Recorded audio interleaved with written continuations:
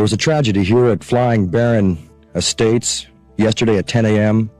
involving the lead guitar player, Randy Rhoads. Randy Rhoads wasn't just a guitarist. He was a force that redefined the very rules of rock music. From the moment he picked up a guitar, his speed, precision, and flair elevated him above his peers.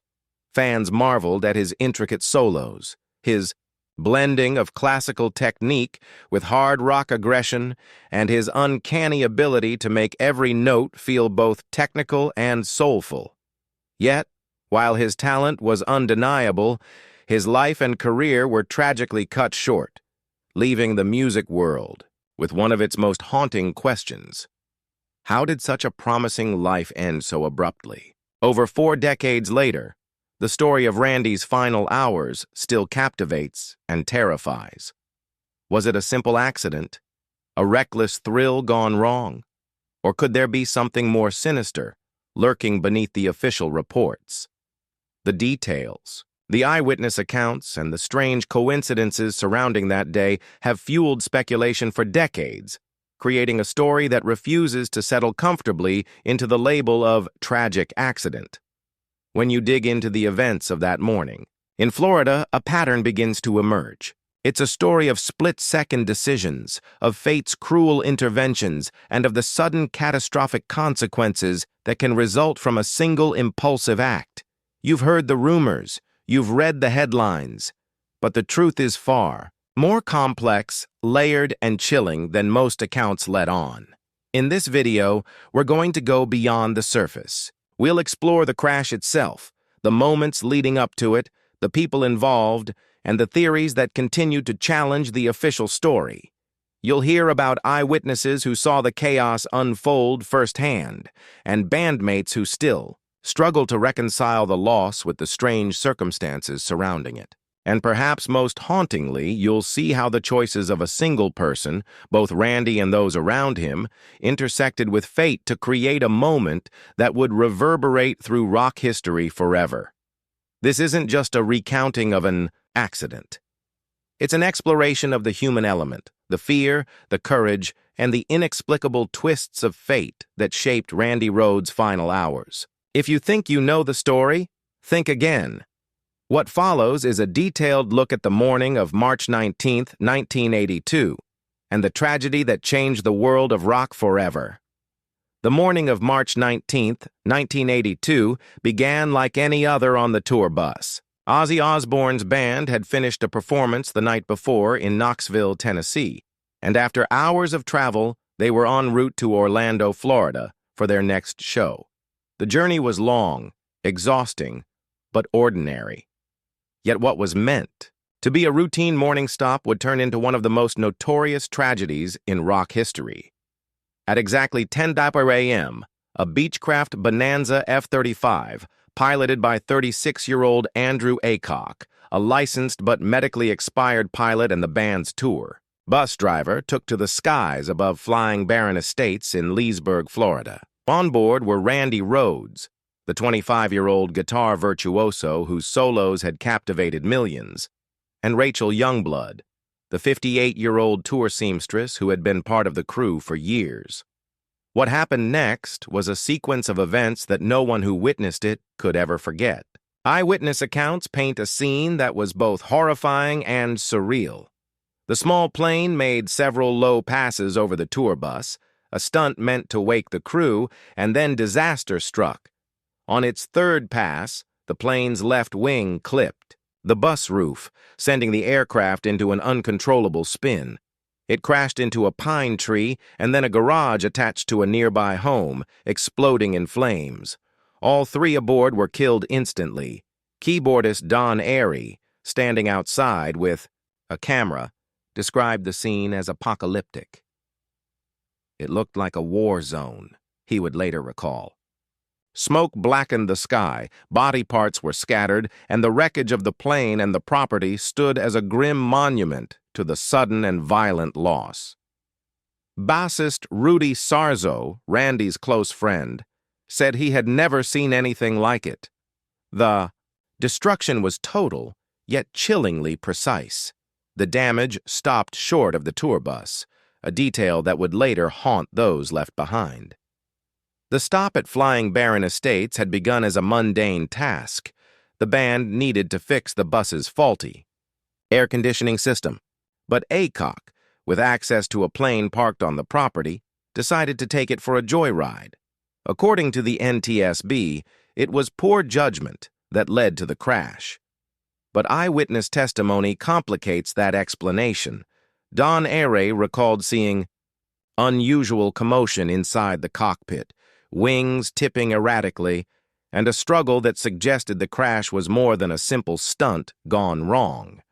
Randy himself had never wanted to fly that morning. Known for his fear of flying, he only agreed to join the flight to help his mother by taking aerial photos of the estate. Rachel Youngblood, too, had reservations, citing her heart condition and asking Aycock to keep the flight calm. Yet something went wrong.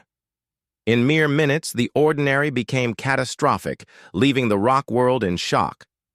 The official story from the National Transportation Safety Board, NTSB, paints a picture of reckless misjudgment. They concluded that Andrew Aycock took the plane without authorization, embarked on a joyride, and attempted multiple low passes over the sleeping tour bus as a prank. But insiders and eyewitnesses have long argued that this explanation is incomplete. It does not account for the strange turbulence, the struggle inside the cockpit, or the behavior of the plane as it approached its final descent. Eyewitness Don Airey, who photographed the plane from the ground, described wings tipping wildly from side to side as though something, or someone, inside the cockpit was fighting to regain control. The plane wasn't behaving as a calm, playful stunt aircraft. It was panicking. Airey recalled moments when the plane almost went diagonal, dangerously close to the ground, and he sensed instinctively that disaster was imminent. Randy Rhoads was a known aviation skeptic.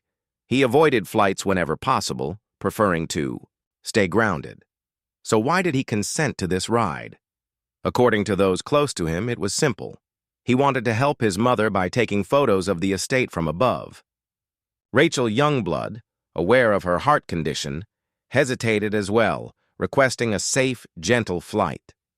Aycock promised no stunts, no dangerous maneuvers, just a short aerial tour. Yet the promise of calm would dissolve in mere moments. The first flight that morning, carrying Jake Duncan and Don Airey, had been lighthearted and uneventful. But the second flight, the one with Randy and Rachel, took a horrifying turn. The plane behaved unpredictably, wings swaying violently, cockpit commotion visible through the windows, until the catastrophic moment when it clipped the bus roof. The chaos raises questions that the NTSB report glosses over. What triggered the sudden loss of control? Why did Randy, hesitant about flying, find himself on a plane that spiraled into destruction? These unanswered questions hint at a deeper complexity, suggesting the official narrative may not capture the full truth of that morning. Randy's final hours began like any other day on the road. After a late-night show in Knoxville, Tennessee, the band boarded their tour bus and began the overnight drive to Orlando, Florida. Sleep-deprived and weary, the crew faced the mundane challenges of touring: long drives, constant travel, and equipment maintenance. Early on March 19th, the bus developed issues with its air conditioning system. The band made a quick detour to Flying Baron Estates in Leesburg, Florida, a private air park where residents parked planes in backyard hangars. The stop was intended to be routine: fix the bus, rest, and continue to the next gig. But the stop became the stage for one of rock's most infamous tragedies. Aycock, the tour bus driver, decided to take a plane for a flight. Though licensed, his certification had expired, and he was neither scheduled nor authorized for the flight. His first joyride, carrying Jake Duncan and Don Airey, was playful, low, passes over the bus to wake the crew. The stunt drew laughs and amusement from the ground, but the second flight with Randy and Rachel on board became fatal. Randy had agreed to fly only to take aerial photos for his mother. Rachel had expressed concern due to her heart condition, asking for a gentle flight. The plane lifted off, seemingly routine, yet witnesses immediately sensed something was wrong. Don Airy's photographs captured the plane in distress. Wings, tipping, cockpit commotion, and an erratic flight path that would culminate in disaster. The third low pass over the bus was catastrophic. The left wing struck the bus roof, sending the plane into a fatal spin. It collided with a pine tree and crashed into a garage. Fire and smoke engulfed the site, leaving no survivors. Eyewitnesses described the aftermath as apocalyptic, a scene of chaos and horror that none could forget. Rudy Sarzo, Ozzy's bassist and Randy's close friend, had been offered a seat on that flight. Exhausted from touring, he declined, an ordinary decision that would save his life. But the consequences of that choice haunted him forever. Sarzo described the moment he realized Randy had been aboard, a gut-wrenching recognition that his friend was gone. Survivor's guilt consumed him, leaving scars that would never fully heal. Yet Rudy also believes that Randy, in his final moments, may have acted heroically. The plane's trajectory narrowly avoided the tour bus. Sarzo is convinced that Randy tried to steer the aircraft away from his bandmates, potentially saving lives. The left wing struck the bus roof, but the impact was limited. Sarzo often reflected that had the plane been just a few feet lower, the bus and everyone inside could have been destroyed. Witnesses and bandmates alike have described the act as instinctive heroism, the ultimate sacrifice of a musician who prioritized others even in his final moments. Don Airy's telephoto lens captured chilling details inside the cockpit. He described a visible struggle, wings swaying wildly, and a plane tilting nearly vertical moments before impact. This visual evidence contradicts the NTSB's narrative of a simple, reckless joyride. Questions abound. Why did the plane fail on its second flight? Aycock had flown successfully earlier that morning. Randy did not want to fly. Rachel had health concerns. The pilot's behavior the night before, combined with the cockpit chaos, raises disturbing possibilities. Something went terribly wrong. Whether it was mechanical, human error, or something more, the images and testimonies suggest a level of panic and struggle unseen in the official report. Former Ozzy bassist Bob Daisley has suggested that pilot recklessness may not explain the crash entirely.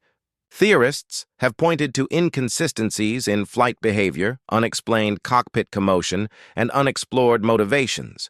Over the decades, insiders continue to challenge the official account, indicating that the tragedy may have layers yet uncovered. Randy Rhoads' legacy is unforgettable. His life, cut short at 25, left the world with incredible music and haunting mysteries. The crash that killed him remains a cautionary tale about fate, split-second decisions, and the fragility of life. Bandmates, friends, and fans continue to question the official story, wondering if there is more to the tragedy than a simple accident. Yet amid the horror, there are moments of heroism and selflessness. Randy may have steered the plane away from the bus, sacrificing himself to save others. It's a final act of courage, a haunting testament to the musician he was. Even 40 years later, the questions remain. The evidence, eyewitness accounts, and alternative theories keep the story alive. Randy's music endures, but the mystery of March 19, 1982, ensures that his death remains as compelling and as tragic as his life. For those who loved him, the story isn't over. The tragedy, the questions, the heroism, they all live on. And in exploring these moments, we honor Randy Rhoads not just as a guitarist, but as a figure whose life and death continue to echo through the world of rock. Forever, the aftermath of the crash sent shockwaves through the music world. The devastation at Flying Baron Estates wasn't just physical, it was emotional, leaving a gaping void in the hearts of those who knew Randy Rhoads. The news spread quickly. One of rock's brightest stars, gone in an instant. Fans, musicians, and journalists struggled to comprehend how such a tragedy could happen in a matter of minutes. The National Transportation Safety Board, NTSB, launched an investigation immediately, documenting the wreckage, eyewitness accounts, and mechanical evidence. Their report would ultimately blame the pilot's poor judgment, citing unauthorized joy rides and reckless low passes over the bus. Aycock, the pilot, was determined to have taken risks for thrills, but the report didn't delve deeply into the unusual cockpit behavior witnessed by Don Airey and others. Eyewitnesses and bandmates raised questions almost immediately. The photos captured by Airey suggested something more chaotic than the official account described. A plane in turmoil, wings tipping wildly, passengers possibly struggling. Rudy Sarzo, emotionally raw, shared that the trajectory of the crash indicated that Randy might have made a conscious effort to steer the plane away from the bus. The NTSB report acknowledged the facts of the crash but didn't explore the possibility of Randy's intervention, leaving a sense of incompleteness. Furthermore, inconsistencies in the timeline puzzled investigators and insiders. Aycock had flown the plane earlier that morning with no apparent issue. Why then did the second flight, with Randy and Rachel aboard, descend into chaos? Aycock's prior activities, including late-night partying, may have contributed, but multiple witnesses point to a struggle in the cockpit that suggests a more complex story. Family and bandmates were left grappling with guilt, anger, and grief. Rudy Sarzo repeatedly described survivors' guilt, haunted by the fact that a simple choice to stay behind spared him from the flames.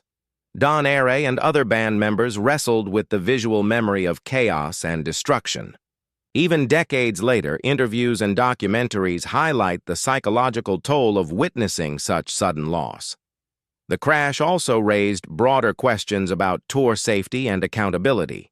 How could a pilot with an expired license have such easy access to an aircraft? Why were safety protocols so lax at Flying Baron Estates, a private air park? The answers remained murky, and the lack of transparency fueled speculation that the official narrative only told part of the story. Even in death, Randy Rhoads' influence continued to shape rock and metal music. His unique fusion of classical guitar techniques with heavy metal aggression inspired countless musicians worldwide. Every note he played, every riff he composed, became a blueprint for guitarists aiming to combine technical precision with raw emotion. Randy's tragic end added a layer of mystique to his legacy. Fans revered him not only for his extraordinary talent, but also for the aura of untapped potential. He left behind a small but brilliant discography with Ozzy Osbourne, each track a testament to what could have been. His solos, riffs, and compositional choices continue to be studied in guitar schools and by aspiring musicians, cementing his status as a pioneer. Bandmates often recount the impact of his death on their own lives. Rudy Sarzo described how losing Randy reshaped his outlook on life, influencing how he approached music, friendship, and decision-making. Don Airey, too, recalls that day as defining, noting that witnessing such a sudden tragedy altered his perception of life and mortality. The tragedy also sparked a wave of tributes, memorials, and documentaries as fans sought to honor Randy's genius. Benefit concerts, guitar competitions, and online communities dedicated to preserving his legacy emerged, ensuring that new generations of musicians could learn about his innovations. Each tribute carries an implicit acknowledgement. While Randy's life was brief, his mark on music is indelible. In addition to inspiring musicians, Randy's story also shaped conversations about tour safety, aviation regulations, and the responsibilities of those who manage equipment and personnel. His death became a case study in risk, responsibility, and the fine line between thrill-seeking and disaster, a lesson that continues to resonate in the music industry. Decades after the crash, Randy Rhoads' death remains a topic of fascination and speculation. Eyewitness accounts, bandmate testimonies, and the NTSB report all tell part of the story, but gaps and contradictions persist. Why did the plane fail during the second flight? What exactly occurred in the cockpit? Was Randy's intervention intentional or instinctive? These questions linger, leaving fans and historians unsettled. The continuing fascination lies in the convergence of talent, fate, and tragedy. Randy's brilliance, coupled with his untimely death, creates a narrative that is compelling, heartbreaking, and mysterious. Musicians cite him as a hero. Fans continue to debate the circumstances, and documentaries and articles revisit the crash in search of clarity. Even Rudy Sarzo emphasizes that while the official story explains the mechanics of the crash, it doesn't capture the human dimension. Randy's courage, Rachel's fears, the split-second decisions, and the randomness of fate. The idea that Randy may have acted to protect others transforms a story of loss into one of quiet heroism, a haunting and inspiring legacy that transcends music. Bob Daisley and other insiders continue to challenge the official account, noting inconsistencies in behavior, timing, and cockpit dynamics. Their theories suggest that there may have been more at play than a simple stunt gone wrong, leaving room for further investigation and reflection. Ultimately, Randy Rhoads' story is one of brilliance interrupted. His music, his heroism, and the mystery surrounding his death ensure that he remains a central figure in rock history. 40 years on, the world still remembers not only the man who changed guitar playing forever, but also the tragic circumstances that ended his life too soon. His legacy endures, inspiring both reverence and curiosity as fans continue to wonder what might have been and what really happened that fateful morning in Florida. The news of Randy Rhoads' death hit the rock and metal community like a thunderclap. Fellow musicians, friends, and fans struggled to comprehend the sudden loss. Interviews from the time reveal a mix of shock, grief, and disbelief. Ozzy Osbourne himself described the moment as unimaginable, admitting that he had never faced the sudden death of someone so young, so talented, and so integral to his music. Tributes poured in from around the globe. Radio stations played Randy's solos in memorial, and guitar magazines ran special features dissecting his techniques. His contemporaries spoke of him as a prodigy, someone whose skill transcended age and experience. Yet amidst the praise, there was an undercurrent of unease. The circumstances of his death were bizarre, chaotic, and left many questions unanswered. Musicians, who had shared the stage with Randy, often reflected on the duality of his persona. On one hand, he was a perfectionist in his music, meticulous and driven. On the other, he was gentle, humble, and deeply human. These personal traits made the crash even more shocking. Here was a man who had lived carefully, yet was lost in a moment that seemed entirely out of his control. Fans reacted in real time, leaving flowers, notes, and tributes outside Ozzy's tour venues. The internet hadn't yet emerged, but word of mouth spread the news rapidly, and within weeks, the legend of Randy Rhoads began to grow. He was immortalized not just for what he played, but for what was lost. Decades of music, tours, and creative evolution that would never come to be.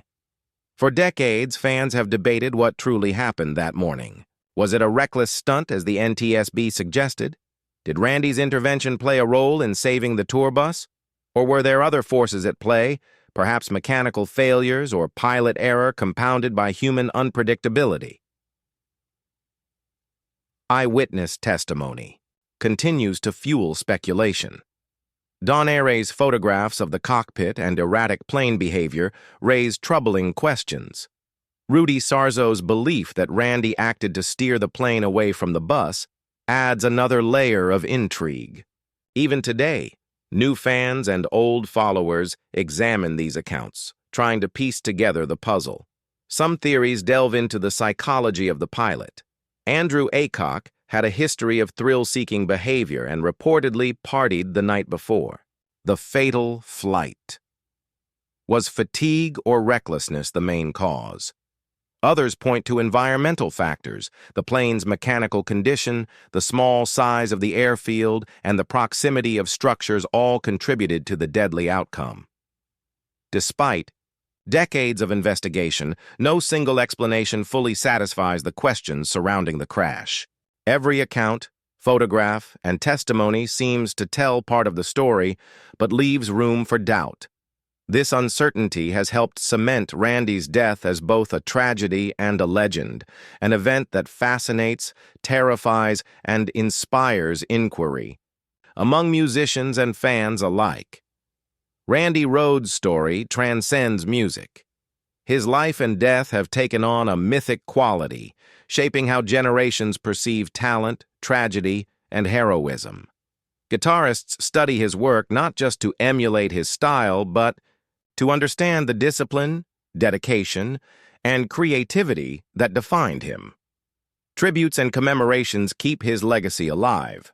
Guitar workshops, online tutorials, and memorial albums highlight his technical innovations and personal influence on the rock and metal genres. His image, long-haired, guitar in hand, has become iconic, representing both youthful genius and the fragility of life. Moreover, Randy's death serves as a cautionary tale in the music industry.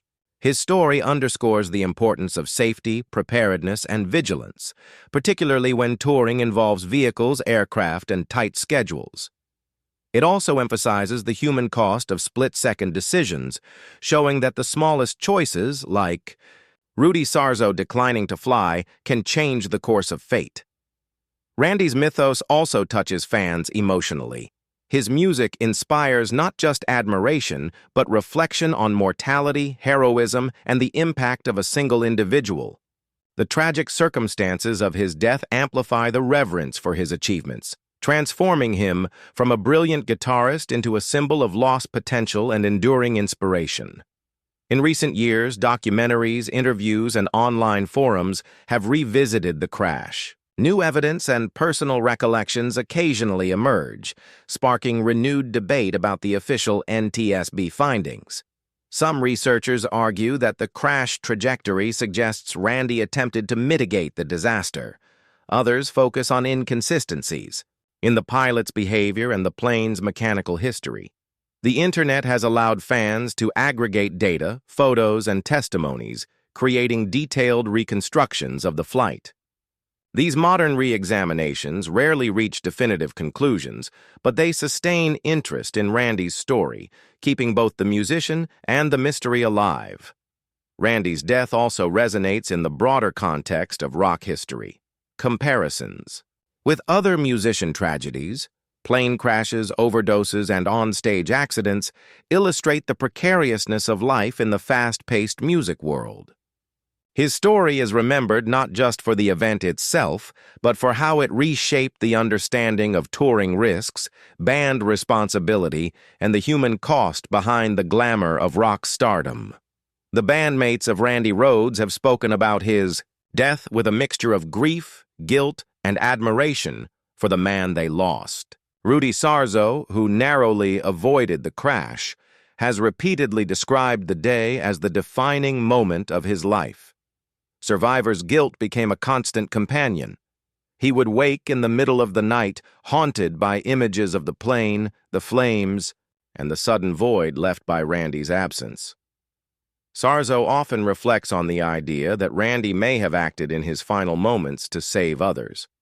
The belief that Randy attempted to steer the aircraft away from the bus is both heartbreaking and heroic. Sarzo has said in multiple interviews that he feels a strange combination of sorrow and gratitude, knowing that his friend's instinct may have spared the lives of those inside the bus. Don Airey, the keyboardist who photographed the flight, shares a similar emotional burden. The images he captured reveal the plane's chaos and unpredictability, evidence that something went terribly wrong inside the cockpit.